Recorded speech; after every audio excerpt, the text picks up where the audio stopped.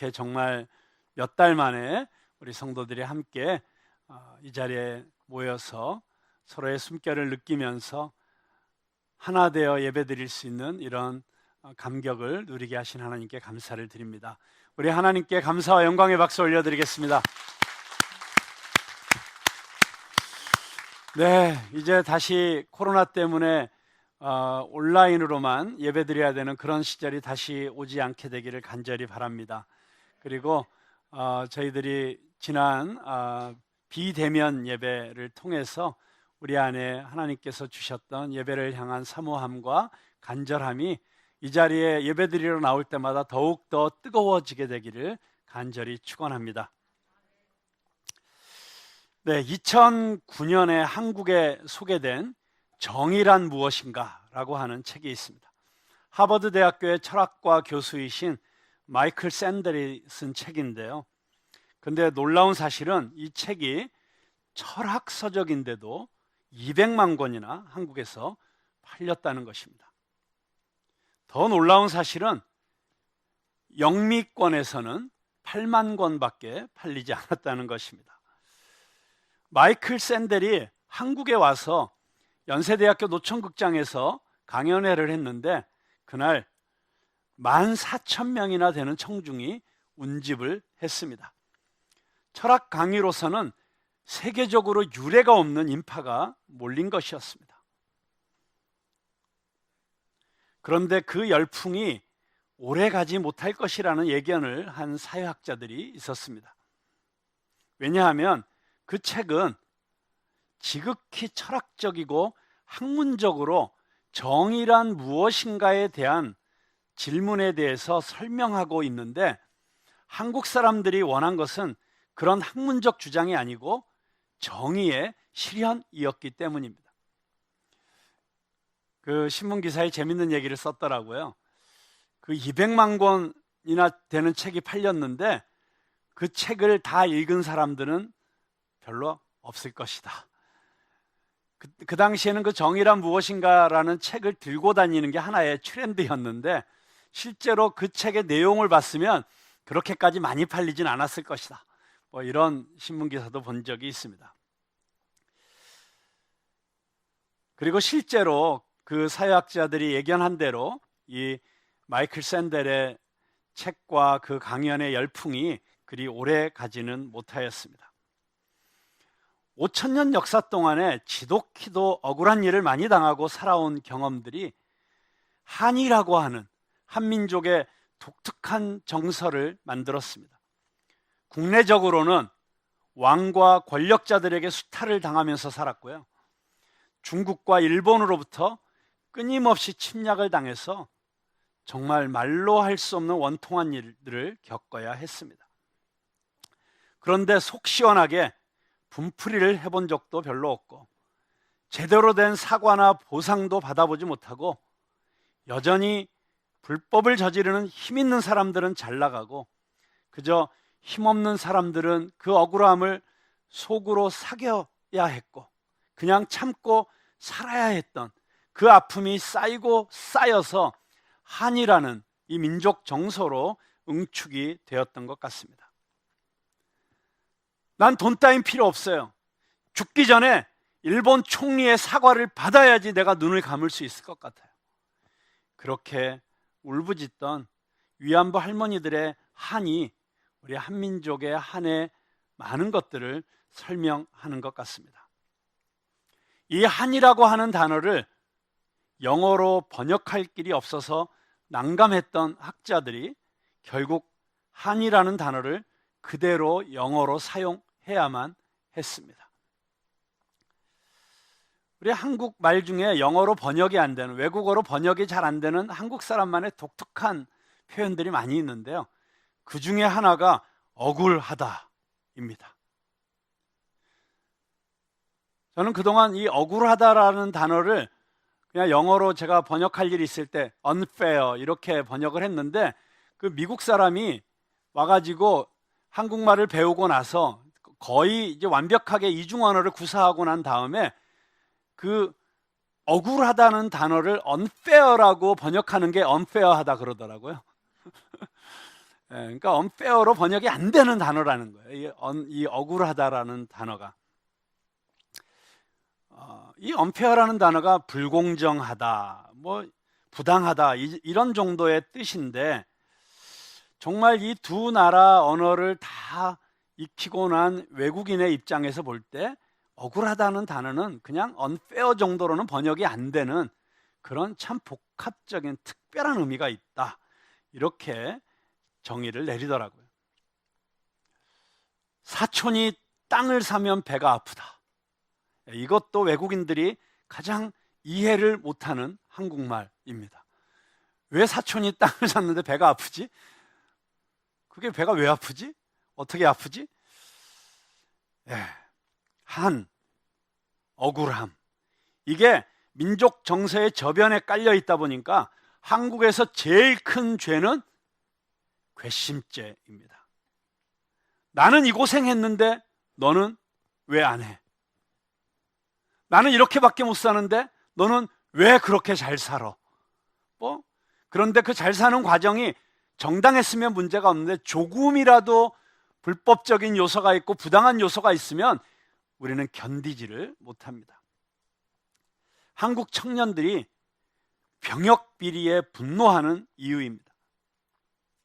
유승준이라고 하는 가수가 그렇게 한국의 모든 청소년들의 말 그대로 아이돌이었었는데, 지금은 한국에 그렇게 들어오고 싶어서 몸부림을 치는데 아직도 싸늘한 여론이 그가 들어오는 것을 막고 있습니다. 그냥 막는 정도가 아니고 유승준 기사만 뜨면 거기에 달리는 댓글들을 보면 거의 저주에 가깝게 퍼붓는 그 악플들을 보면 좀 무서운 생각이 들기도 합니다. 부모 찬스 써서 대학 진학에 특혜를 받았거나 직장 들어가는데 도움을 받은 게 드러나면 그날로 그 집안은 대한민국의 공적이 되고 그 부모는 공직에서 물러나야 되느냐, 버틸 수 있느냐 피말리는 싸움이 시작되는 현상을 자주 접하게 됩니다. 사실 대통령을 끌어내린 탄핵 사건도 시작은 뭐로부터 시작됐어요? 입시 비리에서부터 시작된 것 아닙니까? 그렇게 대통령을 끌어내리고 나서 문재인 대통령이 취임하면서 했던 취임사 기억하시죠? 기회는 평등할 것입니다. 과정은 공정할 것입니다. 결과는 정의로울 것입니다. 대한민국 국민의 마음속 깊은 곳에 자리하고 있는 정서를 터치하는 정곡을 찌르는 약속이었다고 생각합니다. 그래서 임기 초에 지지율이 80%를 넘는 그런 놀라운 지지를 받지 않았습니까? 지금도 그 약속이 임기 내에 실현되기를 간절히 바라고 있는 국민들이 많다고 생각합니다. 지금 현 정부의 실망감을 표현하는 분들의 이야기도 결국 그 공정, 평등, 정의 이런 약속이 안 지켜지고 그 이전에 보수 진보 정부 할 것 없이 행해졌던 그 반칙과 특권이 사라지지 않는 것에 대한 불만 아니겠습니까? 저는 기대가 컸던 만큼 실망이 큰 것이라고 생각을 합니다. 다행히 오늘부터 대면 예배가 가능해져서 좌석수의 30%이지만 함께 모여서 예배드리게 된 것을 너무나도 감사하게 생각합니다. 그런데 그동안 여러 성도님들과 특별히 목회자들 안에 억울하다는 감정이 쌓여가고 있었던 것 같습니다. 왜 교회만 못 모이게 하느냐? 안 그래도 성당과 사찰은 아무런 제약이 없고 개신교회만 집회를 금지한 것에 대해서 억울한 마음들이 있었는데, 식당에 가보면 바글바글, 카페에 가도 바글바글, 지하철도 바글바글, 억울하다는 느낌을 안 갖기가 쉽지 않은 그런 상황이었습니다.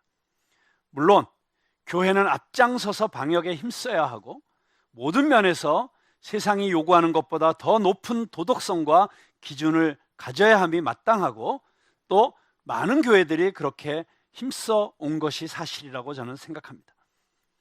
그렇기 때문에 방역당국과 정부 지도자들도 그러한 교회의 노력에 합당한 그런 정책을 수립하는데, 그리고 더욱더 억울한 마음이 들지 않도록 많은 배려를 해주시는데 더욱 힘써 주기를 바라는 마음입니다. 자, 서론이 무척 길었습니다. 이렇게 길게 서론을 풀어놓으면서 제가 뭘 이야기하고 싶은 것일까요? 네. 개인적이든 집단적이든 국가적이든 우리가 살아가는 이 세상에서 억울한 일은 끝나지 않을 것이라는 것입니다. 가장 작은 집단인 가정 안에서도 얼마나 억울한 일이 많이 일어납니까? 제 아내도 가끔 저에게 나랑 사는 게 억울하다고 합니다. 부모의 한마디에 또는 부당한 체벌에 평생 억울한 마음을 품고 살아가는 자식들이 얼마나 많습니까? 시금치에 시자만 들어가도 뒷골이 땡기는 며느리들이 얼마나 많습니까? 가정뿐입니까? 약육강식의 원리가 지배하는 이 시장 경제 속에서 억울하게 당하는 일이 일터에서 이 세상의 한복판에서 비일비재하게 일어나고 있습니다. 이유 없이 나를 못 살게 굴고 나에게 손해를 끼치고 거짓말로 모함하고 악플을 달고 조금만 틈을 보이면 잡아먹고 짓밟아 버리려고 하는 야수들이 드글드글한 것처럼 느껴지시지 않습니까? 억울하고 화날 일이 너무 많은 지뢰밭을 걸어가는 것이 인생입니다. 조금 전에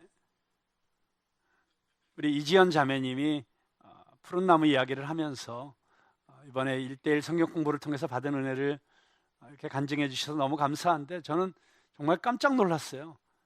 너무 담담하게 이야기를 하는데 깜짝깜짝 놀랄 만한 그 인생의 아픔들과 어려움이 있었다는 것을 몇 년 동안 같이 교회를 다녔지만 이제 처음 알게 되었습니다. 겉으로 보기엔 너무 멋지고 좋은 직장에 다니고 정말 잘 나가는 그런 청년처럼 보였는데, 사실 그 삶 가운데 그녀의 그 어린 시절부터의 기억 속에 이런 아픔이 있었구나 하는 생각을 다시 하게 됩니다.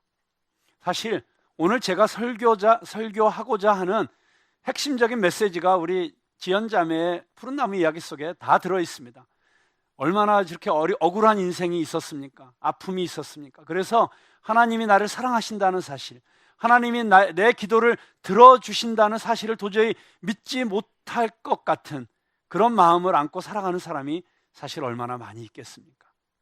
그런데 이번에 그 믿음으로 하나님이 나를 사랑하시고 나를 지켜주시고 나의 기도를 들어주시고 나를 위해 놀라운 계획을 가지고 계시다는 이 놀라운 하나님의 음성을 믿음으로 취하고, 그리고 현실은 그게 믿어지지 않는 현실이라고 할지라도 내가 순종함으로 그 믿음의 발걸음을 내어 디디기로 다짐하는 이 모습이 제가 오늘 말씀을 통해서, 그리고 이 시편의 말씀을 통해서 여러분들에게 제가 드리고 싶은 메시지가 다 들어 있었다고 할 수 있습니다.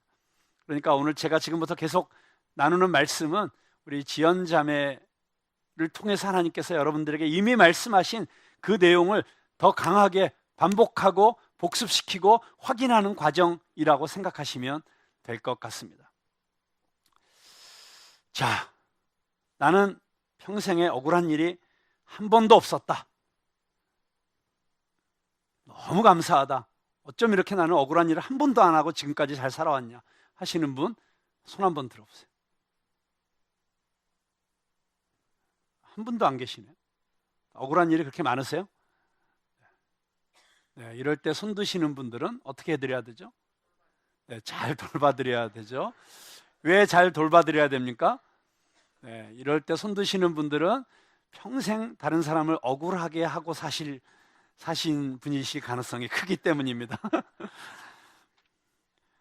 자, 문제는 이 억울함, 부당하게 대우받은 느낌, 누군가에게 무엇인가에 희생당한 느낌, 사기를 당하고 불공정하게 내 권리가 침해당하고 정의롭지 않게 일들이 처리되고 이런 감정들이 해소되지 않고 내 안에 쌓여가면 그게 화병이 되고 우울증이 되고 그 상처가 가시가 되어서 다른 사람들에게 상처를 주는 그런 악순환 속에서 살아갈 수밖에 없게 된다는 것입니다.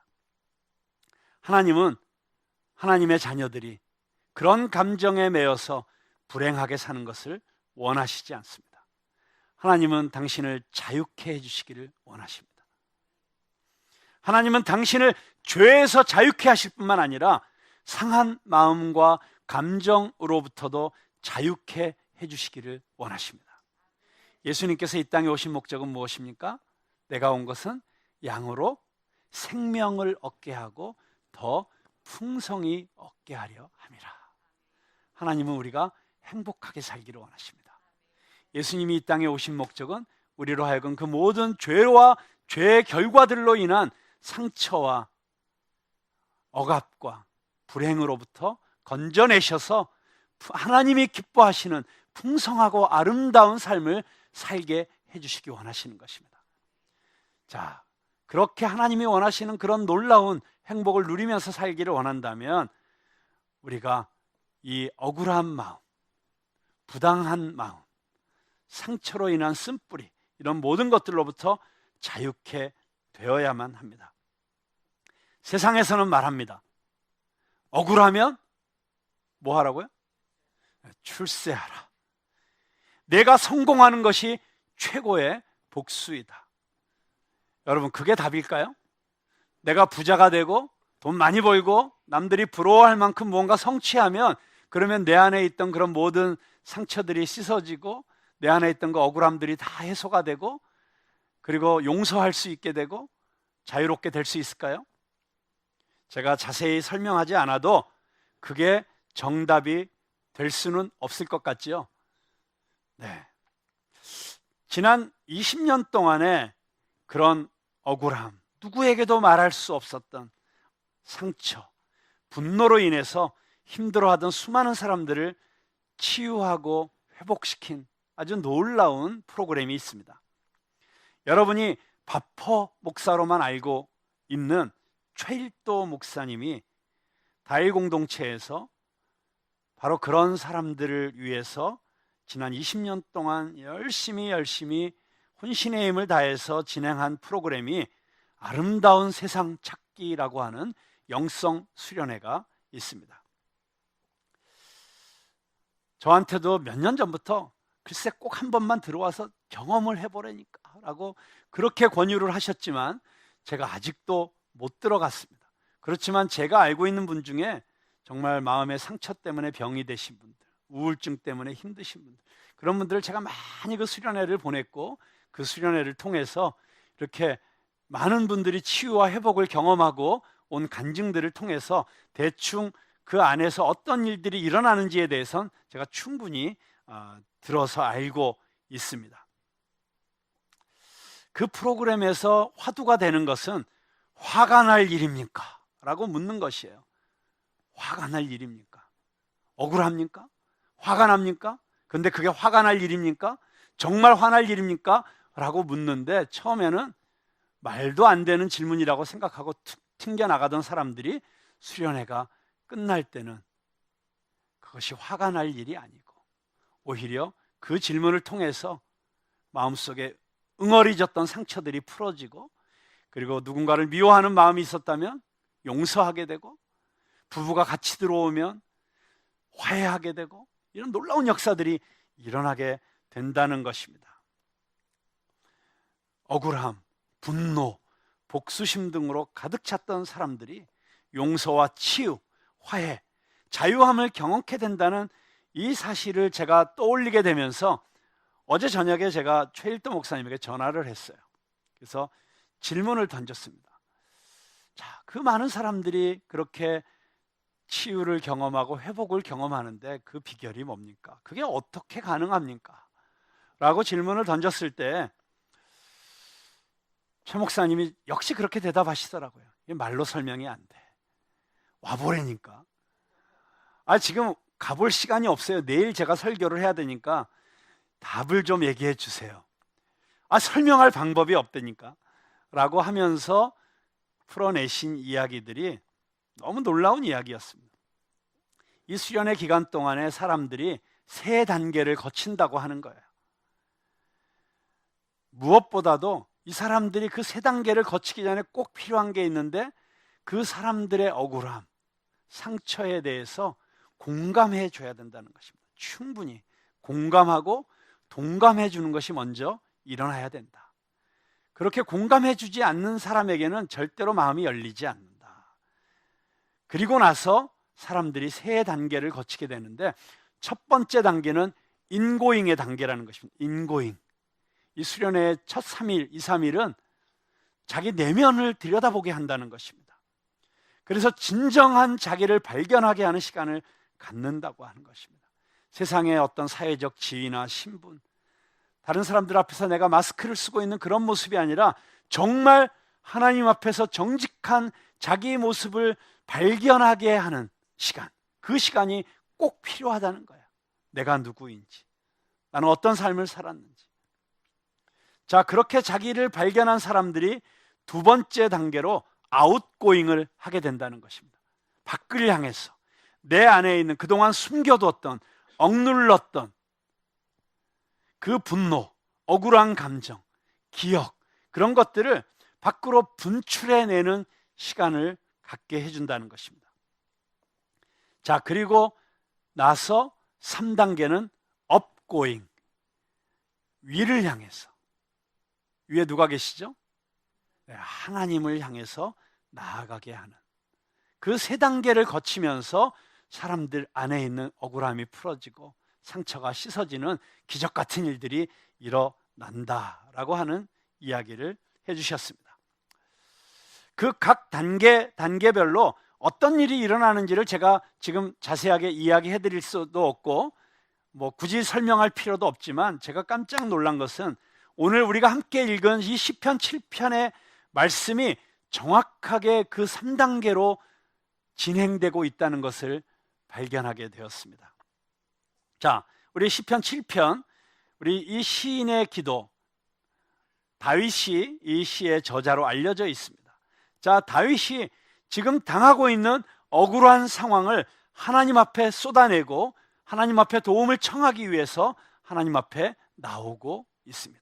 하나님이 어떤 분이십니까? 하나님은 우리의 아픔을 아시고 공감해 주시는 하나님이십니다.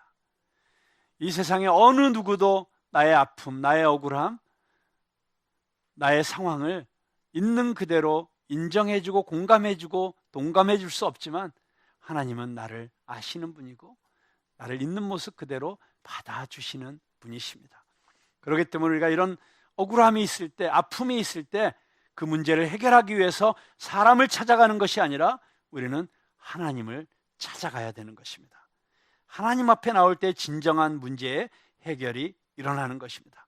자, 이렇게 하나님 앞에 나와서 하나님 저 좀 도와주세요, 살려주세요, 지금 저 원수들이 나를 사자처럼 찢어 먹으려고 덤벼들고 있습니다 라고 하나님 앞에 나온 시인이 지금 이 다윗 공동체에서 일어나고 있는 치유의 3단계를 그대로 밟고 있는 것을 보게 됩니다. 자, 1단계가 무엇입니까? 인고잉이라고 했죠. 자기 내면을 들여다보는 것입니다. 3절과 4절과 5절을 보십시오. 하나님, 저 원수들이 나를 죽이려고 해요, 날 좀 도와주세요 라고 하나님 앞에 온 다윗이 저 원수가 이러하게 나쁜 짓을 저에게 하려고 하고 있어요, 저건 정말 나쁜 놈이에요 라고 손가락질을 하는 것이 아니라 오히려 갑자기 하나님 앞에서 이렇게 기도하고 있습니다. 여호와 내 하나님이여, 내가 이런 일을 행하였거나 내 손에 죄악이 있거나 화친한 자를 악으로 갚았거나 내 대적에게서 까닭없이 빼앗았거든 원수가 나의 영혼을 쫓아잡아 내 생명을 땅에 짓밟게 하고 내 영광을 먼지 속에 살게 하소서. 셀라. 여러분, 이게 무슨 얘기예요? 여러분 혹시 이런 기도 해보신 적 있으세요? 정말 희귀한 기도죠. 하나님 앞에서 뭐라고 기도하고 있어요? 하나님, 제가 죄 지은 것이 있으면 저를 벌 주세요. 우리는 하나님 앞에 나와서 기도할 때 어떻게 기도하십니까? 하나님, 혹시라도 제가 부지 중에 모르고 지은 죄가 있더라도 용서해 주세요 라고 기도하잖아요. 그런데 이 시인은 하나님, 제가 잘못한 것이 있으면 저를 벌해 주세요. 제가 저에게 잘해줬던 사람들을 배신했거나 다른 사람들의 것을 억울하게 빼앗았거나 이런 일이 있다면 저 원수들이 와서 내 생명을 빼앗아가게 해주세요. 나를 죽여달라는 것이에요. 그리고 내 영광을 먼지 속에 살게 하소서. 내가 그동안 혹시라도 사람들에게 인정받고 사람들에게 어떤 명예를 얻은 것이 있다면 그것을 땅바닥에 던져서 먼지 속에서 수치를 당하게 해달라고 이런 기도를 하고 있어요. 여러분, 이렇게 기도하고 싶으세요? 기도하고 싶지 않죠? 왜냐하면 만약에 정말 하나님께서 우리가 그렇게 기도했는데 그 기도에 응답하신다면 우리 여기 살아있을 사람 아무도 없어요. 이렇게 다윗은 자기 자신을 먼저 살피고 있습니다. 그리고 자신이 혹시라도 하나님 앞에 죄 지은 것이 있으면 가차 없이 처벌해달라고 기도하고 있습니다. 정말 우리 시대에 너무나도 필요한 기도가 아닌가 싶습니다. 그리고 나서 그 다음에 아웃고잉을 하고 있습니다. 6절부터 보면 여호와여 진노로 일어나사 내 대적들의 노를 막으시며 나를 위하여 깨소서. 주께서 심판을 명령하셨나이다. 9절에 보니까 악인의 악을 끊고 의인을 세우소서. 의로우신 하나님이 사람의 마음과 양심을 감찰하시나이다. 14절 보니까 악인이 죄악을 낳으며 재앙을 베어 거짓을 낳았도다. 그가 웅덩이를 파 만들며 제가 만든 함정에 빠졌도다. 그의 재앙은 자기 머리로 돌아가고 그의 포악은 자기 정수리에 내리리로다. 자, 무슨 기도입니까? 저 악인들을 막아주시고 자기들이 저지른 죄가를 받게 하시고 자기 죄 꾀에 빠지게 하시고 자기가 친 덫에 걸리게 해달라고 쏟아내고 있습니다. 저 악한 무리들을 하나님의 정의로 심판해달라고 하나님께 열심히 고소를 하고 있는 것입니다. 저는 이게 굉장히 중요한 과정이라고 생각을 합니다. 사랑하는 성도 여러분, 마음속에 억울함이 있고 상처가 있고 분노가 있을 때 그것을 꼭꼭 눌러 담고만 있지 마십시오. 병됩니다. 쏟아내십시오. 그런 것들을 쏟아내지 않고 품고 살면 몸이 망가집니다. 마음도 황폐해집니다. 그런데 사람에게 쏟아내지 마세요. 여러분, 어느 인간도 해결해 줄 수 없습니다. 사람에게 의지하고 사람에게 쏟아내면 후회할 일만 생깁니다. 오직 완전하게 정의로우신 우리 하나님께만 쏟아내시기 바랍니다.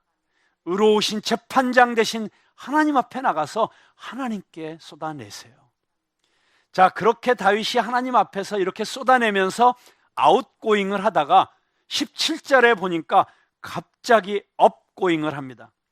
내가 여호와께 그의 의를 따라 감사하며 지존하신 여호와의 이름을 찬양하리로다. 갑자기 하나님께 감사하고 찬양하고 있습니다. 할렐루야. 오늘도 우리 안에 이런 찬양이 터져 나오게 되기를 주님의 이름으로 축원합니다. 자, 우리가 이 시편에서 볼 수 있듯이 상황이 바뀐 것은 하나도 없습니다. 아직 원수들은 사자같이 으르렁거리면서 덤벼들고 있습니다. 갑자기 경제적인 형편이 나아졌거나 사업이 잘 풀리고 막혔던 담들이 무너져 내려서 활로가 뚫리고 나를 괴롭히던 인간들은 수치를 당하고 모든 상황이 편안해지고 이런 일들이 일어나지 않았습니다. 그런데 어떻게 16절에서 17절로 이런 놀라운 도약이 일어날 수 있었을까요? 어떻게 이 치열한 영적 전쟁터의 한복판에서 우리는 이렇게 다윗처럼 하나님께 감사의 찬양을 드릴 수 있게 될까요? 제가 어제 최일도 목사님에게 집요하게 물어봤다 그랬잖아요. 어떻게 그 모든 분노를 쏟아내던 사람들이 갑자기 용서를 경험하고 화해를 시도하고 천국의 기쁨을 누리고, 제가 그 수련의 마지막 날 잔치를 벌이는 때 몇 번 가봤거든요. 정말 그 모든 상한 감정으로부터 치유되고 억울함으로부터 해방되어서 하나님 앞에서 자유를 누리는 사람들이 그걸 표현을 못해서 막 너무 좋아서 펄쩍펄쩍 뛰면서 춤을 추고 노래를 부르고, 그 천국 같은 분위기를 제가 여러 번 보았기 때문에 도대체 어떻게 무슨 일이 일어난 건지를 집요하게 물어보았습니다. 아까 말씀드린 대로 최 목사님 대답이, 그런데 그게 말로는 설명이 안 돼. 와봐야 돼. 네, 맞습니다. 제가 그렇게밖에 말할 수 없는 걸 충분히 이해합니다. 왜냐하면 바로 그런 역사가 일어나는 그 순간은 사실 하나님의 신비라고밖에 표현할 수 없는 것이거든요. 어느 순간 우리 지연자매의 마음 가운데 하나님께서 역사하셔서 그 마음이 순종하겠다는 마음으로, 믿음의 도약의 발걸음을 내어 딛겠다는 마음으로 바뀌는 그 순간에 어떤 신비가 있는 거거든요. 이 기독교 신앙의 핵심에는 신비가 있습니다. 신비주의는 조심해야 하지만 신비가 없는 기독교는 기독교가 아닙니다.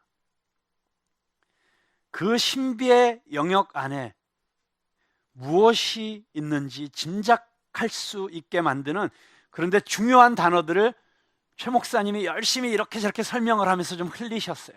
근데 제가 그 이야기들을 들으면서 이게 말로는 정확하게 묘사할 수 없지만, 그러나 그것들을 표현하는 이야기들 가운데서 우리는 그 안에 무엇이 있는지, 무엇이 그 신비를 우리로 하여금 경험케 하는지를 짐작할 수 있는 단어들 몇 개를 제가 말씀드리려고 합니다. 성령의 역사. 맞습니다. 사람마다 역사하시는 방법과 모양은 달라도 모든 하나님의 은혜는 성령의 역사를 통해서 우리에게 임합니다. 어떻게 용서할 수 있습니까? 용서할 수 있게 되길 주님의 이름으로 축원합니다. 용서를 통해서 그 축복을 누리는 가장 첫 번째 주체는 용서받는 사람이 아니라 용서하는 그 사람입니다. 용서할 수 있게 되길 바랍니다. 네, 여러분, 용서하는 것이 쉬운 거 아닙니다. 저도 어떤 한 사람을 용서하는데 거의 2년 동안의 새벽 기도회가 필요했습니다. 2년 동안 새벽에 나가서 그냥 그 사람을 용서해 달라고 하는 기도회에는 나오지가 않았습니다. 쉽지 않습니다. 그런데 성령께서 역사하시면 어느 날 용서가 됩니다.